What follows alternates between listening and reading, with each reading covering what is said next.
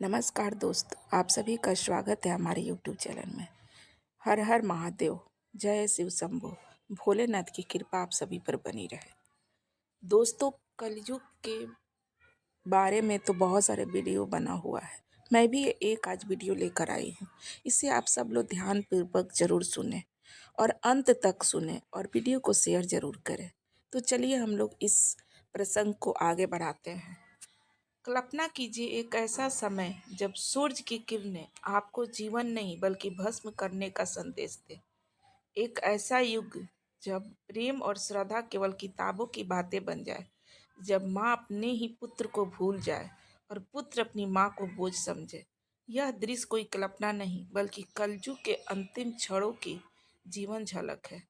और वह भाग्य सत्य है जिसे हम जानते तो है पर समझना नहीं चाहते। जय श्री कृष्ण। दिव्य ग्रंथों ने जिस भविष्य को लिखा है वह केवल चेतावनी नहीं बल्कि हमारे आत्मा को झकझोर देने वाला सत्य है। इस यात्रा की शुरुआत हम करेंगे उस दिन जब महाभारत का युद्ध समाप्त हुआ था और धर्मराज युधिष्ठिर हस्तिनापुर के सिंहासन पर आसीन हुए थे। समय धीरे धीरे आगे बढ़ रहा था। द्वापर युग अब समाप्ति की ओर था और कलयुग के आगमन के पहले संदेश देने वाले थे। धर्मराज युधिष्ठिर को सदा धर्म की राह पर चलते थे। उनके मन में एक भय पलने लगा था। यह भय किसी बाहरी शत्रु का नहीं था बल्कि उस अदृश्य समय का था जो मनुष्य की चेतना को अपवित्र करने आ रहा था। उन्होंने अपने सभी भाइयों भीम, अर्जुन, नकुल और सहदेव को अपने पास बुलाया। अर्जुन ने पूछा, हे भरता, आप इतने व्याकुलित क्यों हैं? क्या कोई युद्ध होने वाला है? युद्ध युधिष्ठिर ने गहरी सांस लेकर कहा, नहीं अर्जुन, युद्ध का समय बीत गया। अब जिस शत्रु से लड़ना है वह दिखाई नहीं देता। उसका नाम है कलयुग। पांचों पांडवों ने निश्चय किया कि इस जिज्ञासा और भय का समाधान केवल श्री कृष्ण ही दे सकते हैं और इसीलिए वे सब द्वारिका की ओर प्रस्थान कर गए। द्वारिका में श्री कृष्ण ने पांडवों का स्नेह पूर्वक स्वागत किया। युधिष्ठिर ने उनके चरणों में सिर झुकाते हुए कहा, हे केशव, आप सर्वज्ञ हैं, हमें बताएं कि कलयुग में क्या होगा। क्या मनुष्य धर्म पर टिका रहेगा? क्या वह सत्य जीवित रहेगा? श्री कृष्ण मुस्कुरा कर अपने नेत्रों में चिंता की गहराई लेते हुए उन्होंने कहा, हे धर्मराज, यह प्रश्न केवल उत्तर ही नहीं बल्कि अनुभव से समझाया जा सकता है। तुम्हें और तुम्हारे भाइयों को वन में जाना होगा, हर एक को अलग अलग दिशा में। जहाँ जो तुम देखोगे वो कलयुग के संकेत होंगे। पांचों भाई भगवान की आज्ञा मानकर जंगल की ओर रवाना हुए। युधिष्ठिर का अनुभव धर्मराज युधिष्ठिर को घने जंगल में एक विशालकाय हाथी दिखाई दिया जिनकी दो सूंडें थी। वे अत्यंत बलशाली था। अपनी दोनों सूंडों से वृक्षों को उखाड़ रहा था। हरे पेड़ जो बरसों से अकड़ कर खड़ा था वो हाथी के आक्रमण से धराशायी हो रहा था। यह दृश्य दुष्टि के मन में भय और जिज्ञासा दोनों ही उत्पन्न कर गया। अर्जुन को एक अद्भुत पक्षी दिखाई दिया। उनके पंख पर वेदों के मंत्र और श्लोकों की लिपियां चमक रही थी। वह पक्षी तेजस्वी था, लेकिन वह जिस कार्य में लीन था वह हृदय को कपा देने वाला था। वह मृत जानवरों का मांस खा रहा था और उसके मुख पर कोई लज्जा नहीं थी। अर्जुन उस विरोधाभास को देखकर स्तंभ रह गया। ज्ञान और अधर्म का यह अजीब मेल उन्होंने कभी नहीं देखा था। भीम को एक गाय और उसका बछड़ा दिखाई दिया। वो गाय अपने बछड़े को अत्यंत प्रेम से चाट रही थी, लेकिन वो प्रेम इतना उग्र और अंधा था कि बछड़ा घायल हो गया। उसके शरीर से रक्त बहने लगा था, लेकिन गाय बिना रुके अपने व्यवहार में लिप्त थी। यह दृश्य करुणाजनक था और चौंकाने वाला था। सहदेव का अनुभव। सहदेव ने शांत कुएं को देखा।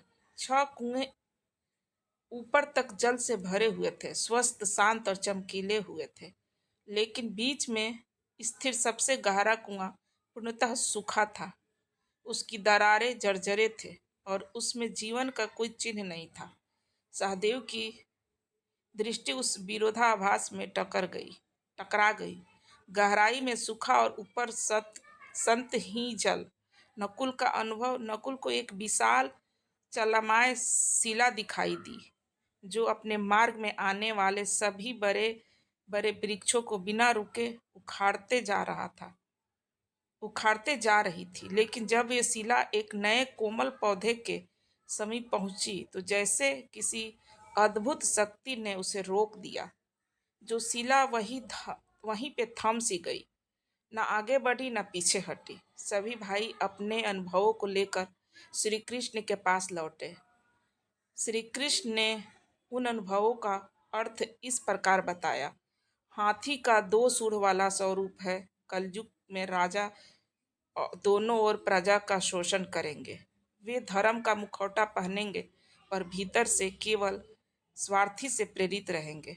वेदों वाला पक्षी जो मांस खा रहा था, उसका यह संकेत था कि ज्ञानी कहे जाने वाले लोग धर्म का उपयोग केवल अपने लाभ के लिए करेंगे और आचरण से पतित रहेंगे। गाय का अपने ही बछड़े को घायल करने का दर्दनाक है कि माता पिता का स्नेह इतना वह अंधा हो जाएगा कि वह बच्चों की स्वतंत्रता और आत्मनिर्भरता को नष्ट कर देगा। सूखा हुआ कुआं इस बात का प्रतीक है कि समाज में बड़ा रूप से धन से और ऐश्वर्या होगा, पर भीतर से लोग करुणा और सेवा से सुन्न होंगे।